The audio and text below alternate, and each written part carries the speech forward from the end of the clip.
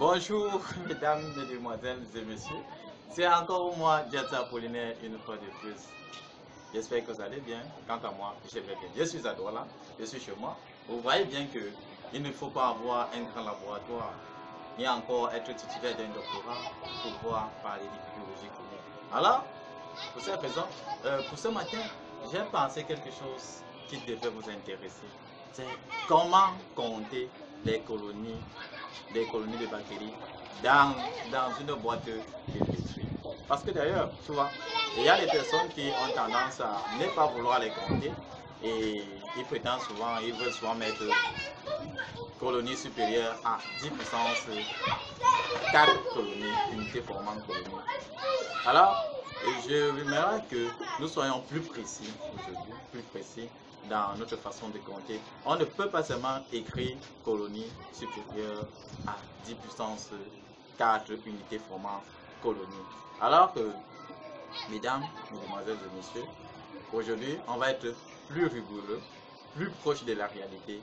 Même si jamais on a fait une culture, et dans cette culture, les colonies étaient concentrées. On va voir comment faire pour pouvoir les compter, même si ces colonies sont concentrées. Alors, veuillez m'excuser pour les bruits de mes enfants. Je suis au quartier, je suis chez moi et je ne peux pas les empêcher de bavarder. Donc, tout à l'heure, on fait le comptage des colonies. À tout à l'heure. Je vous remercie beaucoup. Alors, mesdames, mesdemoiselles et messieurs, c'est sous ce petit tableau que nous allons essayer de vous expliquer comment nous pouvons compter les colonies de bactéries dans une boîte de pétri qui est surchargée. Alors, la méthode que nous allons précéder, ça serait des dilutions. Prenons d'abord la solution mère que mettons dans une boîte ou dans un tube à hémolyse. Prenons 10 microlitres. Nous prenons la solution mère 10 microlitres. Pas 10 microlitres, 10 millilitres. Autant pour moi. Et faisons une dilution au 1 dixième. C'est-à-dire que nous prenons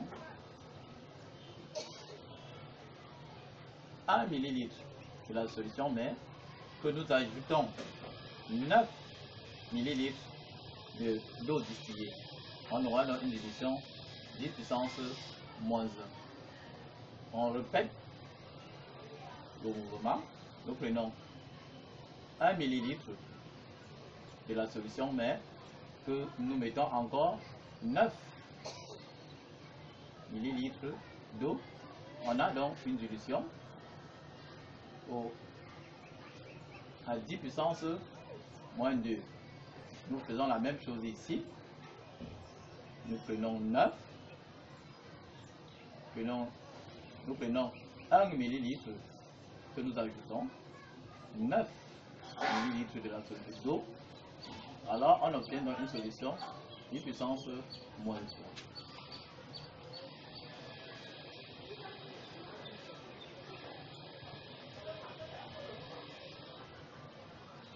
Notre solution mère étant diluée, alors on peut essayer de faire les ensemencements. Pourquoi? Parce qu'en biologie, nous prenons les boîtes, nous retenons les boîtes qui ont une quantité de colonies comprise entre 30 et 300.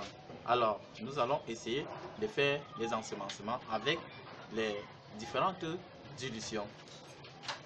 Ici, c'est la boîte de départ que nous avons dit que nous étions incapables de la compter parce qu'elle était trop chargée en bactéries. La raison pour laquelle nous avons fait la dilution. Ici, nous avons fait la dilution au 1 dixième. Vous conviendrez avec moi qu'au fur et à mesure qu'on sera en train de décroître ou bien de diluer, la solution sera en train de... la quantité de colonies sera en train de diminuer. Vous voyez, au fur et à mesure qu'on descend ici, on a beaucoup d'espace. Et ici, vous conviendrez avec moi qu'on aura quelques colonies. Car la solution étant diluée. Maintenant, nous savons que pour faire les ensemencements dans une boîte de pétri, elle est petite, on ne peut pas utiliser 10 millilitres. On utilise l'anse calibrée qui correspond à 10 microlitres. Alors, donc, si ici nous avons 120 colonies.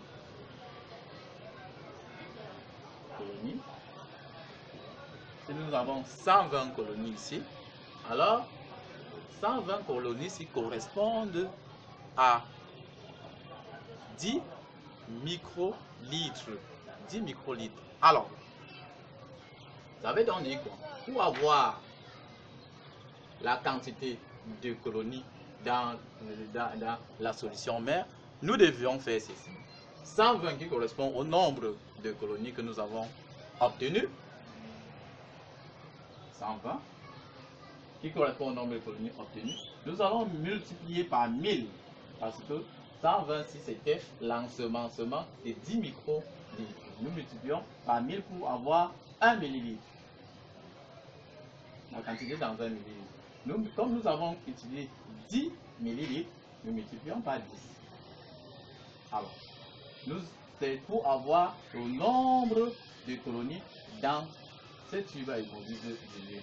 Or, la dilution s'est faite à 10 puissance moins 3 ou bien 1 millième.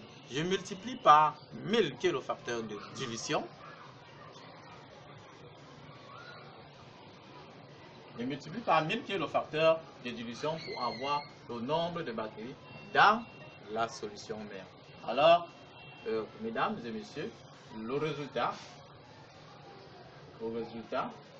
qu'on aura ici va correspondre à la quantité de bactéries qu'il y a dans 10 millilitres de cette solution de départ. Donc nous on aura donc 120 ou bien 12 10 puissance tonnes. 1, 2, 3, 4, 5, 6, 7, 8. 10 puissance 8. 8 unités formant colonie. Alors, mesdames et messieurs, j'espère que cette vidéo vous a beaucoup apporté et qu'elle vous en portera encore davantage.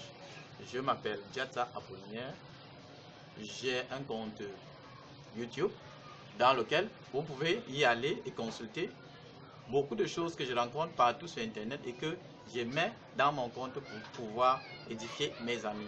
Ce n'est pas seulement moi, mes vidéos que vous allez retrouver dans ce compte. Vous allez trouver beaucoup de choses que j'ai ramassées et que j'ai mis dans ce compte pour pouvoir, de temps en temps, si je perds quelque chose, j'y vais retrouver. Alors, ma prochaine vidéo va porter sur comment nous-mêmes élaborer nos disques d'antibiogramme.